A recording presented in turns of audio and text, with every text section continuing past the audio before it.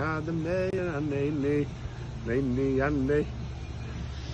live. Are we? Are we alive? So,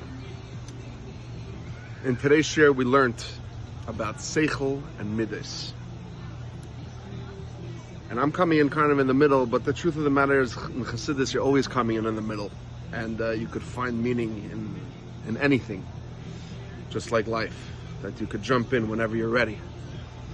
But today's share was addressing a question. A person's emotions are where a person really comes alive.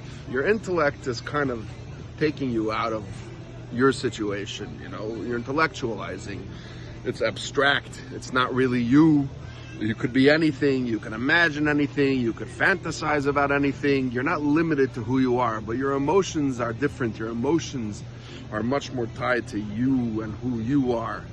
There's a certain intensity that they have, which is beyond what intellect can have.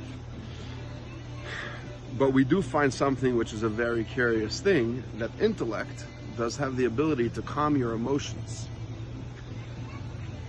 But the question is, how is that even possible? How is it possible that a person's emotions can be calmed down? If they are you, how could something outside of you calm you down?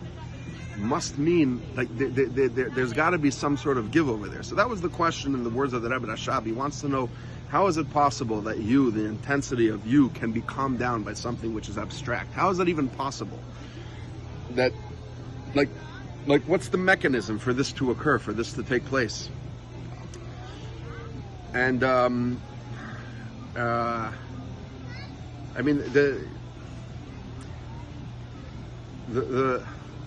was also another question over there. So first of all, how is it possible that it's able, in the words of the Chassidus, it's chalishus? How is it possible it's able to calm it down? It's able to calm it down. And the other question is that we see that in general, intellect is something which makes sense. Intellect makes sense. Things don't just happen intellectually. You have to explain it to yourself. You have to explain it to somebody else. You have to match. You have to match whatever. If you're explaining something, you can't just talk at something. You have to go into the language that whoever is receiving it understands it, and then go into their world, kind of, or if it's to yourself, go into your own world and talk in the language that you can relate to. It has to be relatable intellect. If it's not relatable, it's not intellectual. But nevertheless, we see that this idea where intellect is able to calm down an emotion. For instance, let's say somebody tells somebody something which gets them riled up or worked up. So that would be the initial reaction, but afterwards, if they were to think about it, so then just the thinking about it itself automatically tones down the emotion.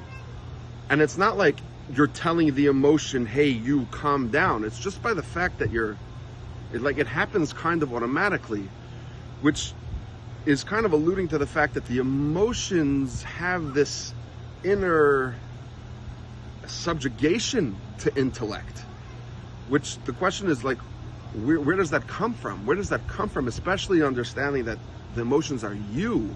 It's what is this idea that built into you is this subjugation? And that's something that we see clearly. It's not something which has to be proven. Everybody, just look inside yourself and you'll see that this is how things work. And the question is, and this is what we're addressing here, and it's probably the only book in the world where you'll find this being addressed so directly, is what is the mechanism? How do these things work? And that was what we learned today. Stay tuned for tomorrow, and you'll find out a little more.